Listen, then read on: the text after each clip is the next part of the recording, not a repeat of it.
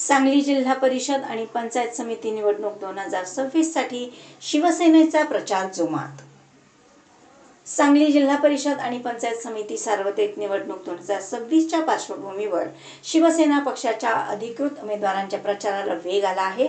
जनसेवा म्हणजेच विकास आणि विकास म्हणजेच जनसेवा या ब्रीदवाक्यासह मालगाव येथे आयोजित जाहीर सभेत शिवसेनेच्या उमेदवारांना मोठ्या मताधिक्याने विजयी करण्याचे आवाहन करण्यात आले। या निवडणुकीत गुंडेवाडी पंचायत समिती गण क्रमांक 109 मधून मुख्यमंत्री माझी लाडकी बहीण योजनेचे लाभार्थी सौ ललिता अशोक शेजूळ तसेच मालगाव जिल्हा परिषद गट क्रमांक 55 मधून सौ चंद्रिका मनोहर होनमोरे हे शिवसेनेचे अधिकृत उमेदवार असून दोघांनाही धनुष्यबाण या चिन्हासमोरील बटन दाबून विजयी करण्याचे आवाहन करण्यात आले। जाहीर सभेत बोलताना मोहन भनखंडे सर यांनी सांगितले की सध्या पोलिसांकडून दबाव वाढत असल्याचे जाणवत आहे, मात्र आम्ही सरकारमध्येच आहोत। पोलिसांनी आपले काम योग्य पद्धतीने करावे, या भागाच्या विकासासाठी आमच्या उमेदवारांना निवडून द्या अशी विनंती त्यांनी केली। तसेच या भागातील विद्यमान आमदारांनी केवळ आश्वासने दिली असून प्रत्यक्ष विकास केला नसल्याचा आरोपही त्यांनी केला। खरा विकास फक्त शिंदे साहेबच करू शकतात आणि आज ते सरकारमध्ये आहेत, त्यामुळे या भागात मोठ्या प्रमाणावर विकास कामे होतील असा विश्वास त्यांनी व्यक्त केला। या जाहीर सभेसाठी राज्याचे उद्योग मंत्री उदय सामंत यांनी उपस्थिती लावली। यावेळी त्यांनी स्पष्ट केले की लाडकी बहीण योजना ही शिंदे सरकारच्या काळात सुरू झाली असून ती बंद होणार नाही, तसेच येत्या 3 महिन्यांचे थकीत हप्ते लवकरच लाभार्थ्यांच्या खात्यात जमा होतील अशी घोषणाही त्यांनी दिली। या भागातील रस्त्यांची अत्यंत दयनीय अवस्था असल्याकडे लक्ष वेधत मंत्री सामंत म्हणाले, 10 मिनिटांचा रस्ता पार करण्यासाठी अर्धा तास लागतो। रस्त्यात खड्डे आहेत की खड्ड्यात रस्ता आहे हेच कळत नाही। उमेदवारांना निवडून दिल्यास नळ पाणी पुरवठा, रस्ते, मूलभूत सुविधा आणि अन्य विकास कामे प्राधान्याने पूर्ण केली जातील असे आश्वासन त्यांनी दिले। मुख्यमंत्री आणि उपमुख्यमंत्री यांच्या माध्यमातून निधी आणून प्रभागाचा सर्वांगीण विकास करण्यात येईल असेही त्यांनी सांगितले। या सभेला मोहन भनखंडे, नगरसेवक सागर भनखंडे, नगरसेवक युवराज बावडेकर, जिल्हाध्यक्ष बजरंगभाऊ पाटील, संजय विभूते, सुनीता मोरे, महेंद्र चंडाळे, रावसाहेब घेवारे यांच्यासह अनेक पदाधिकारी आणि कार्यकर्ते मोठ्या संख्येने उपस्थित होते। मालगावमध्ये झालेल्या जाहीर सभेसाठी प्रचंड जनसमुदाय उपस्थित होता। यात महिलांचा मोठा सहभाग दिसून येत होता। खोट्या केसेस घालून त्याला आत टाकायचा प्रयत्न करायला लागलेले आहेत। साहेब, जनतेत जाऊन मतं मागा, जनतेत जाऊन विकास करा। तुम्ही जर विकास 16 वर्ष केला असेल तर ही असली घटना आणि असल्या दादागिरीची भाषा करायची योग्य नाहीये। जशाच तसं उत्तर आम्हाला देता येतं, परंतु आपली माननीय एकनाथभाई शिंदेंची आपलं शिकवण आहे, नम्रतेनं जायचं आहे। ही जनता जी सगळी एवढी आलेली आहे हे दुपारच्या भर उन्हामध्ये आपल्याला ऐकायला आलेले आहे। अजित शेजूळचे असेल किंवा आमच्या असलेल्या इथल्या उमेदवार असणाऱ्या चंद्रिकाताई वनमोरे असतील, त्यांच्यावर प्रेम करणारी ही जनता इथं आली आहे। हे पाहून विरोधकांच्या पायाखालची वाया अशी वाळू बसरालेली आहे। मग अजितला कधी टॉर्चर कर, मला तर आता समजलं तो स्टेजवर आला तर तो उचलून घेईल। हे काय बिहार आहे का आपला? महाराष्ट्रामध्ये कणखर नेतृत्व असणारे देवेंद्रजी फडणवीस असतील किंवा एकनाथजी शिंदे नेतृत्वाखाली काम करणारी आपली ही सगळी टीम आहे। साहेब, अजित, आम्ही सगळे तुझ्याबरोबर शिवसैनिकून बरोबर आहोत। नक्की सांगतो, येणाऱ्या या 7 तारखेला आपल्याला या दोन्ही उमेदवारांना निवडून द्यायचा आहे।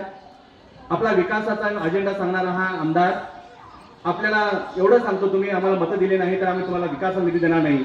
16 वर्ष इथं असणारा हुतात्मा स्मारकाला पैसा दिवाचा वारंवार सांगणारा हा आमदार त्यांच्या हातनं झालं नाही। साहेब, आपल्या आणि एकनाथ शिंदे साहेबांच्या जेव्हा आपण पत्र दिलं तेव्हा 2.5 कोटी रुपये हुतात्मा स्मारकासाठी 1 डिसेंबरच्या ऑर्डर आपल्या हातात आली आहे। जोपर्यंत त्याची वर्क ऑर्डर घेऊन नारळ फोडत नाही तोपर्यंत जाहीर करायचं ठरवलं होतं, परंतु या मालगावची अस्मिता असणारी इथली ही हुतात्मा स्मारकासाठी पर्यटनमधून आपल्या माननीय एकनाथभाई शिंदेनी 2.5 कोटी रुपये मंजूर केलेले आहेत। शिवसेनेला सुद्धा निधी येतो तरी विसरतायत, भाजप फक्त सत्तेत नाही आहे, सत्तेत शिवसेना सुद्धा आहे। एकनाथभाई शिंदेच्या बरोबर काम करणारे आमचे उदयजी सामंत साहेब आहेत, असे अनेक मंत्री आहेत, त्यांच्यातून आपल्याला विकासाला निधी मिळेल। म्हणजे आपल्याला विकासाला मतदान करायचं आहे आणि धनुष्यबाणाला मतदान म्हणजेच विकास आपला होणार आहे, हे जर डोक्यात आपण ठेवलं, हे ध्यानात ठेवलं आणि आपण जर मतदान केलं तर तुमच्या या जिल्हा परिषद गटातल्या विकासाची जबाबदारी माननीय एकनाथ शिंदे साहेबांच्या नेतृत्वाखाली हा उदय सामंत स्वीकारल्याशिवाय गप्प बसणार नाही, हेच आश्वासन देण्यासाठी मी या परिसरामध्ये आलो।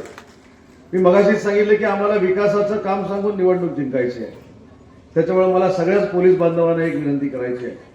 महाराष्ट्रातल्या पोलिसांचं मी कायम कौतुक करतो, मुंबईच्या पोलिसांचं मी अनेक वेळा कौतुक केलेलं आहे. आज आम्ही देखील जे संरक्षणामध्ये फिरतो याचं सगळं श्रेय महाराष्ट्र पोलिसांना आहे, मुंबई पोलिसांना आहे. पण कुणाच्या दबावाखाली आपण फक्त शिवसेनेच्या आमच्या कार्यकर्त्यांना त्रास देऊ नये एवढीच माझी हात जोडून पोलिसांना देखील विनंती आहे. कारण शेवटी मी राज्याचा मंत्री आहे. आज माझ्याकडे ज्या काही तक्रारी झाल्या त्या सगळ्या पोलिसांबद्दल झालेल्या नाही, परंतु काही पोलीस असं जर राजकारणामध्ये पडणार असतील तर पोलिसांवरचा देखील महाराष्ट्रातल्या जनतेचा विश्वास उडेल याची नोंद देखील पोलिसांनी घेणं गरजेचं आहे. आणि म्हणून मी सांगितलं की माझ्यासारखा कार्यकर्ता हा जो राजकारणामध्ये 2004ला आमदार झाला आणि 1998 साली राजकारणामध्ये सक्रिय झाला याचं कारण देखील एक पोलीस ऑफिसर होता. आणि म्हणून पोलिसांबद्दल मला नितांत आदर आहे आणि तो कधीही कमी होणार नाही. परंतु पोलिसांनी मला आता व्यासपीठावरच्या मंडळींनी सांगितलं, मी सरसकट सगळ्यांनाच दोष देत नाही आणि मी या पोलिसांचा दोष आहे असं देखील मानत नाही. काही मंडळी जर दबाव आणत असतील तर नाईलाजाने देखील पोलिसांना काही गोष्टी कराव्या लागतात, तर त्यांनी करू नये ही माझी नम्रतेची त्याला विनंती आहे. कारण आम्हाला निवडणुकी ही विकासावर जिंकायची आहे.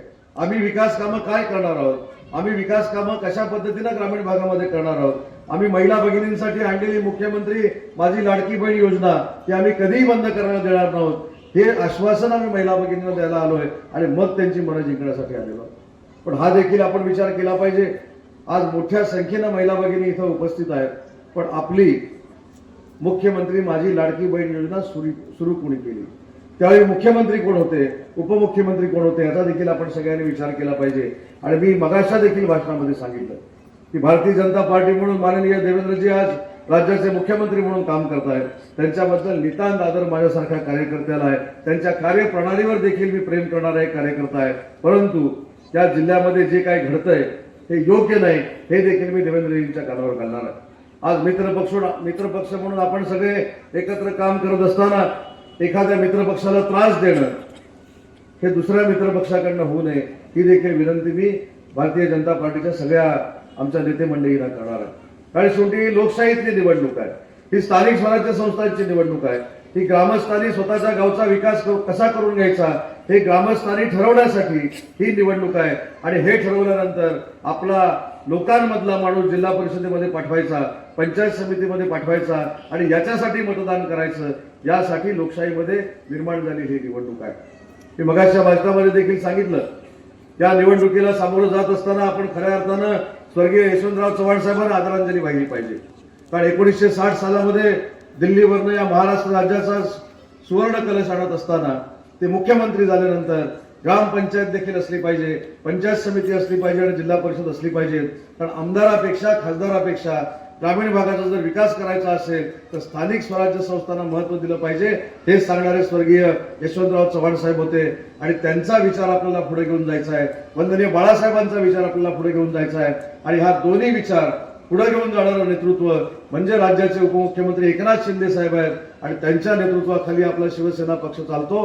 म्हणून आपल्याला धनुष्यबाणाला मतदान करायचं आहे. आज महिला भगिनींच्या चेहऱ्यावरचं हास्य बघितल्यानंतर किंवा त्यांच्या चेहऱ्यावरचा उत्साह बघितल्यानंतर आमचे दोन्ही उमेदवार निवडून येतील याच्यामध्ये माझ्या मनामध्ये कुठचीही शंका नाही.